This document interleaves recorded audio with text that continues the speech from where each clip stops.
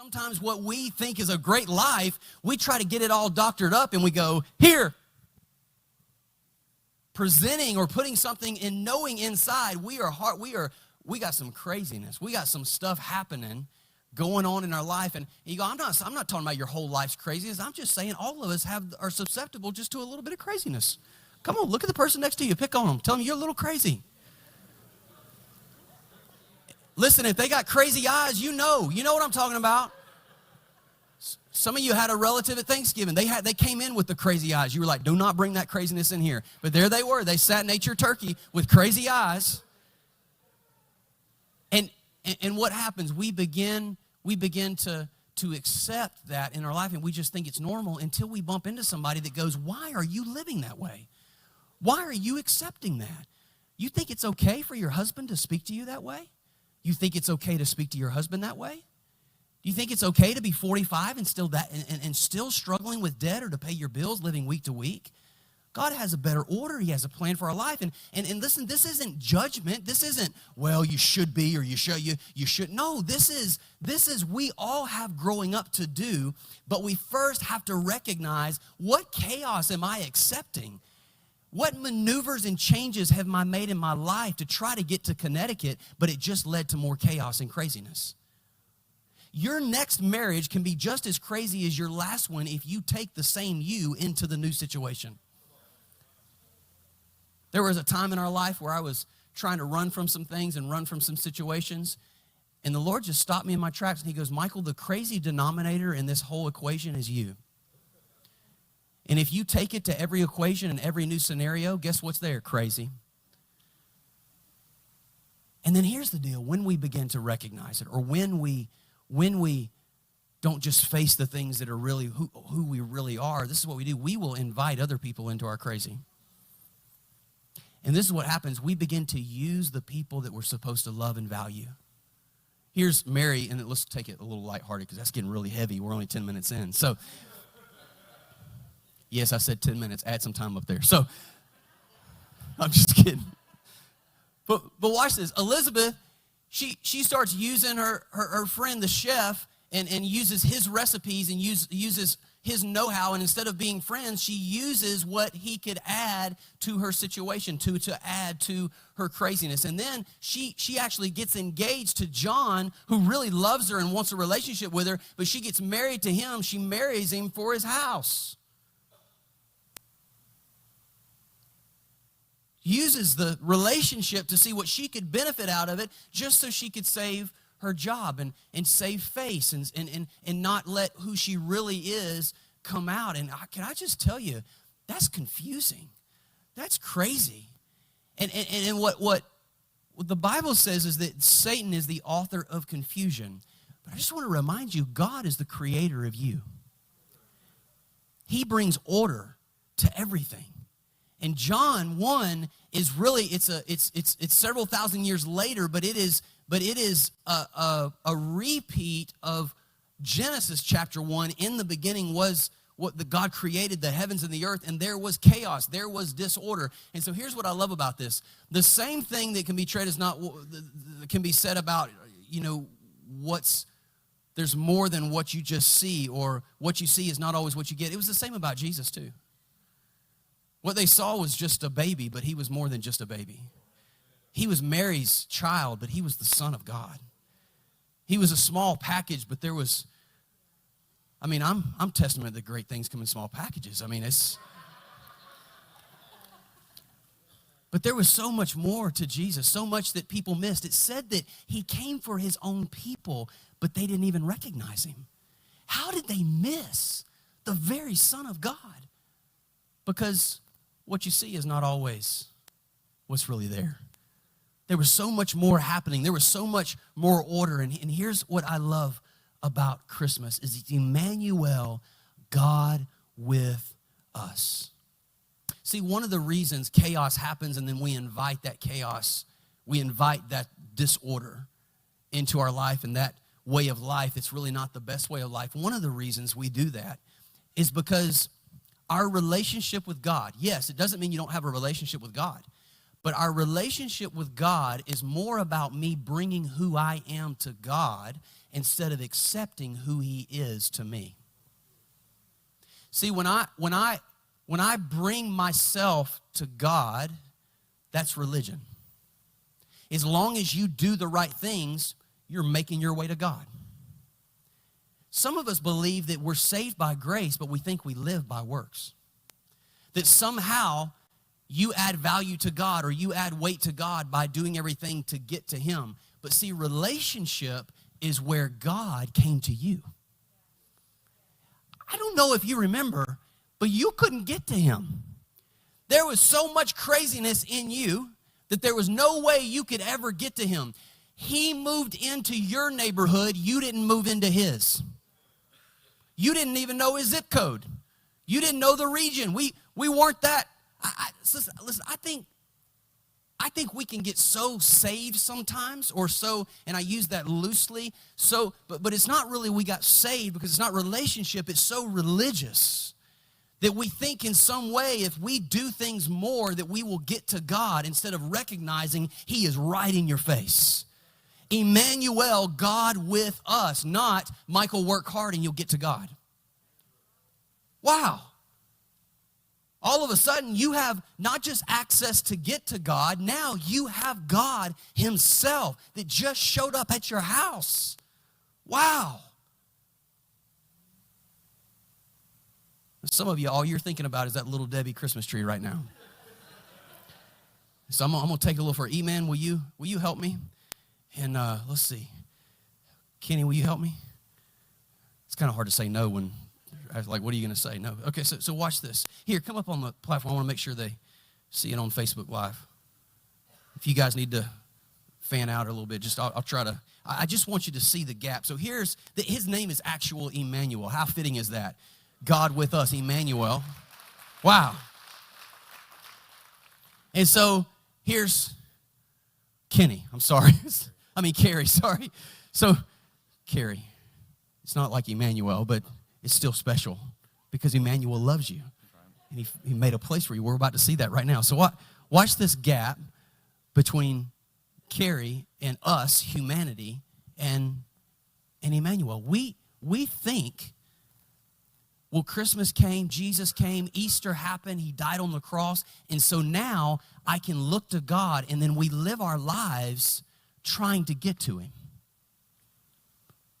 Some of us, we're at church today because we're trying to get to a place with God.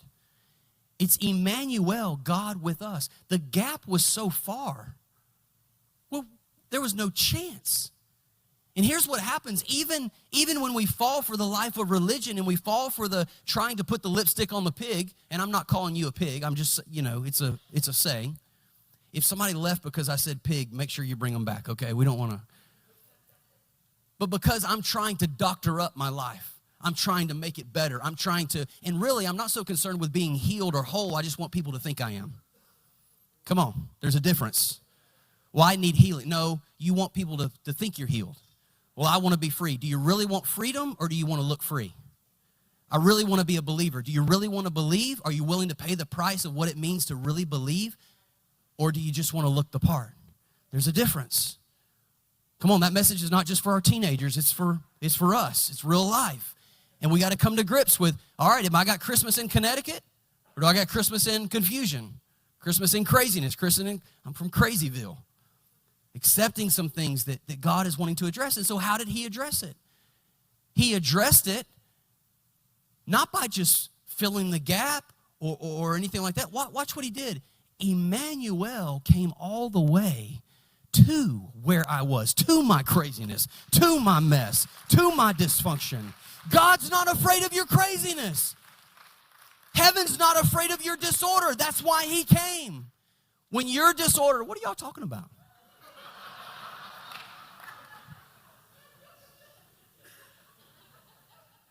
There used to be a song, I Found Jesus. And I get the point, I found Jesus, but we didn't. He found us. He found you right where you were. It has a purpose and a destiny for your life. He loved you so much that he came. God loved you so much that he gave. And so watch what this looks like differently. So when I pray, My prayers aren't defined by worry. My prayers are defined by faith. Because now I'm not praying and just asking God to do it. I'm praying in accordance to God's will and believing God, the Word became flesh and dwelt among us. I can have God's promise. I can have His best. I can have His Word. It doesn't just have to look good on the outside. I can really be whole inside. I don't have to live a life trying to get to the other, to fill the chasm or to feel better about myself or so that other people will accept me. I know I'm accepted in the beloved. I know that when I can't walk on my own, He'll carry me through. I know that He's right in the middle of my craziness because God's not afraid of craziness. God's not afraid of disorder. God's a God of order, but He loves you so much, He brought heaven's order to your disorder. So you don't have to go up to the mountains of Connecticut trying to find the beautiful life. The beautiful life came to you. That's Christmas. That's Christmas. And so the question is, well, God, I just don't feel you right now. You may not feel Him, but He's right there. I mean, look, I just want you to look how, just turn your head and just get really awkwardly right in His face. I mean, come on. Look right there. Watch this. Stay focused. Don't get weird. Watch. This is how crazy it is. Well, where's God? He's right there in your face. Well, I just need to be better so that God will touch my family. You can't get good enough for God to touch your family. That's why Emmanuel had to move into the neighborhood. Well, I just want to handle this on my own. No, when you surrender to Jesus, He is all up in your business, all up in your face.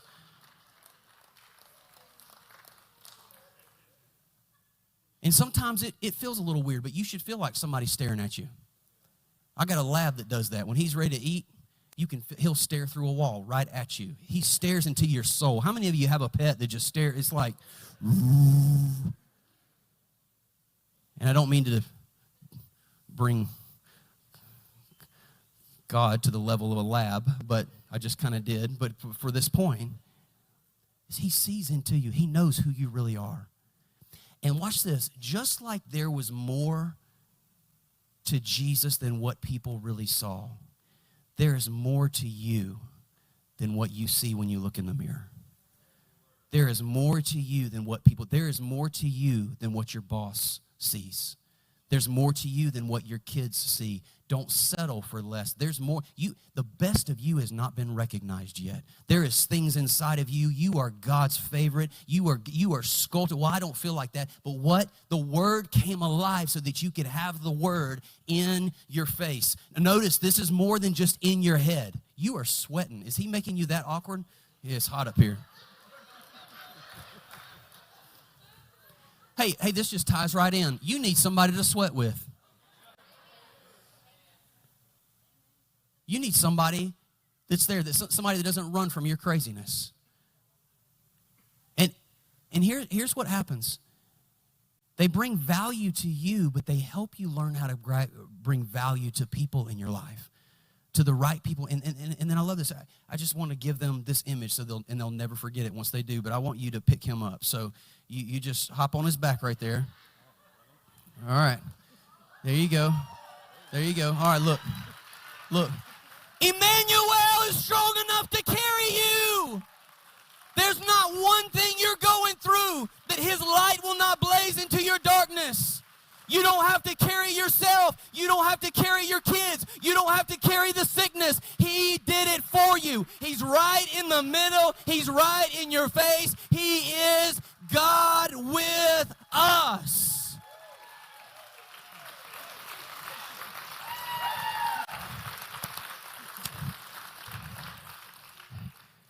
Give him a towel and pray for his back. Thank you, guys. So here's the deal. Why are you running up to Connecticut to get something that came to you? Why are you trying to run to something and try to bring order to your own chaos? You can't. One of the best things you can do today for Christmas is recognize, wow, order came to me.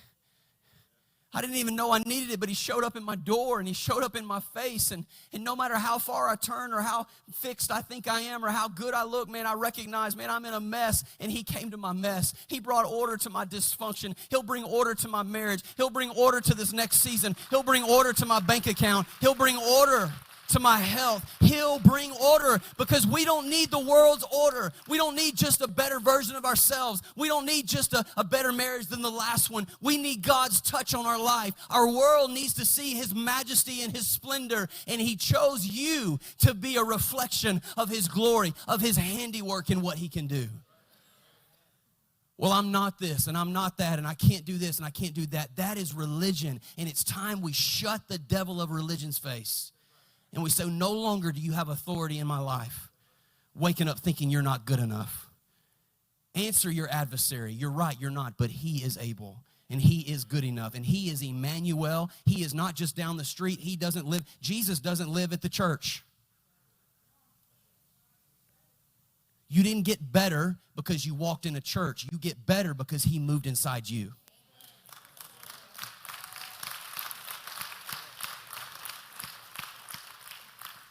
I'm just telling you, Christmas and Easter, it's this thing that rises up inside of us that says, well, I'm going to bring order to my family, and I'm going to get us into church, and I'm going to come watch the Christmas tree light, and I'm going to outskate Pastor Michael. Good luck. I'm going to do this, I'm going to do that, and all of I'm gonna, and it's going to be different. I'm going to have a different new year.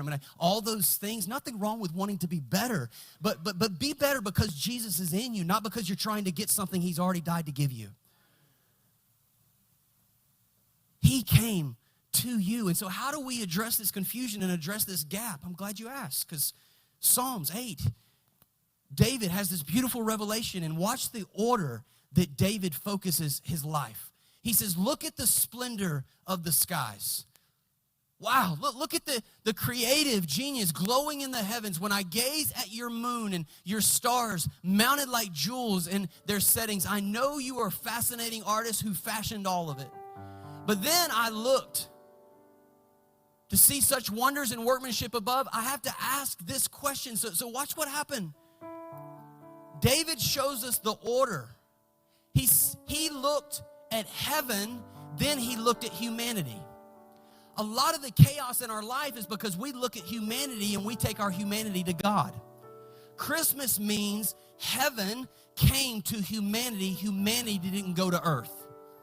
So if our order, and listen, we think it's a good thing. Well, Michael, it's a good thing to get my family in church. It's a good thing to read my Bible. It's a good thing to do this. Yes, but if my motivation is trying to get to one who came to me, there's more chaos that's gonna come. It's just more chaotic. And here's the deal, you're just more worn out. And then you get mad at God because God's not responding. But why? You see what I'm saying? It just becomes this more chaos. It just breeds more chaos and more craziness. And we get frustrated with ourselves. We get frustrated for the people around us. And instead of just relaxing in who He is, David looks at humanity. Looks at heaven. He looks at all the order of heaven. He looks at who God is and the splendor of His majesty. And then he looks at humanity and he goes, I don't understand this. How can this be the creation of God that is all this order? I don't know if y'all recognize how fast we're spinning on the globe right now, but it's fast. It's going to be faster than how fast you run to get that last little Debbie today. We are spinning fast. The cosmos, the order, the stars, the beauty of that. And David's taking all that in. He's just taking it all in, recognizing the beauty and the splendor of the Lord. And then he looks at us. He looks at himself. I'm wondering if David looked in his own heart and just saw, but God, what do you see in me? Who are we that heaven would come down so that we could experience Him?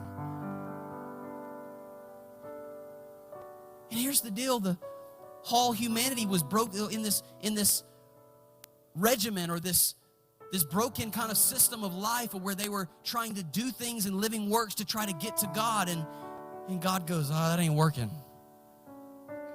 So He sent Jesus, and then look what happens. And now I want you to look at the parallel of John 1.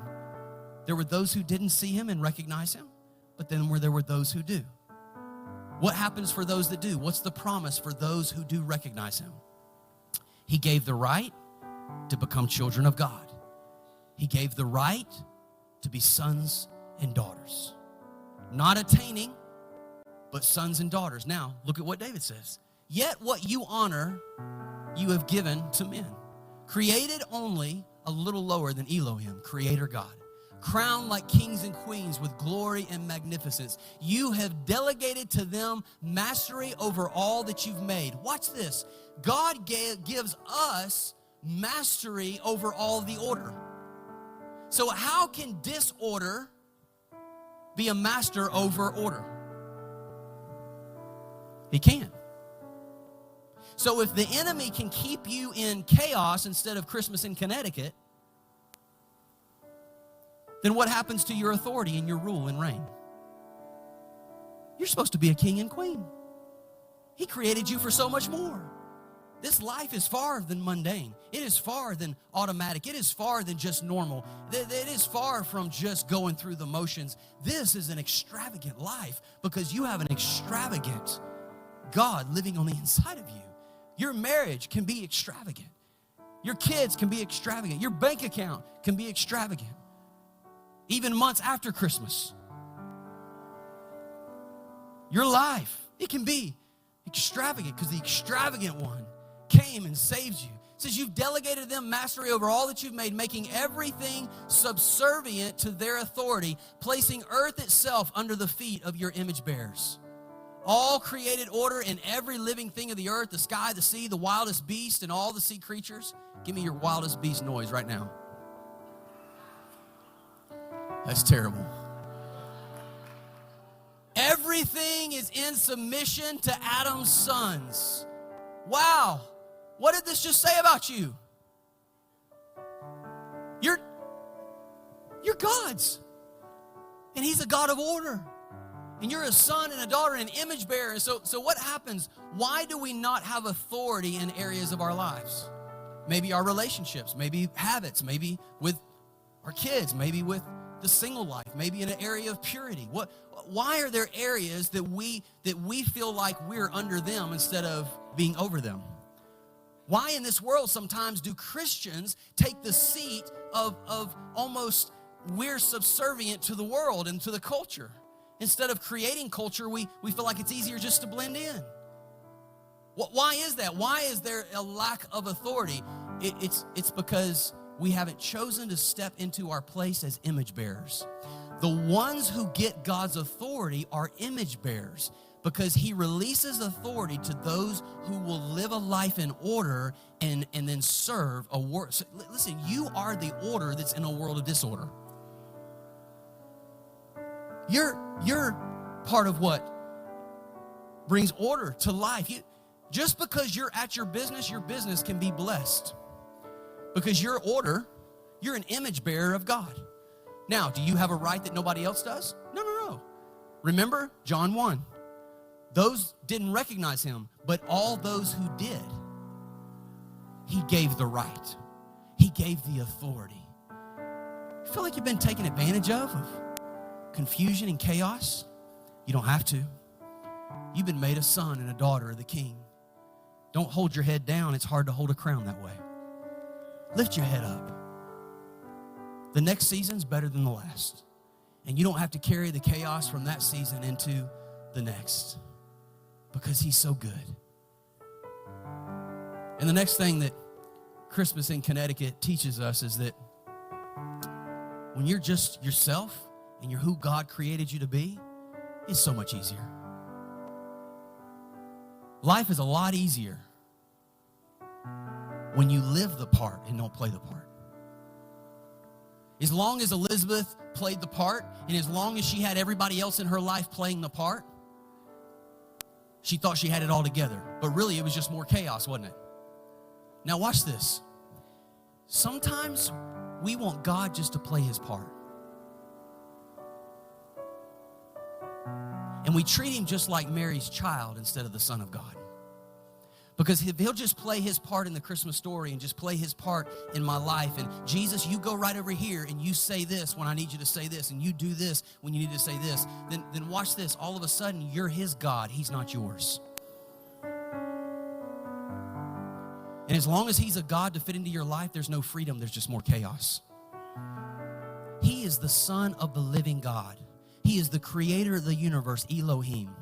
And he chooses to honor us by crowning us with crowns and authority and honor. He deserves our very best. Today is not about, do you look at God and does he play a part in your story? The question is, do you look at him first? David looked at the splendor of God first, and then he looked at humanity. And for those who look at him first, for those who recognized him, he gave the right to be children of God. Are you living today, or are you playing?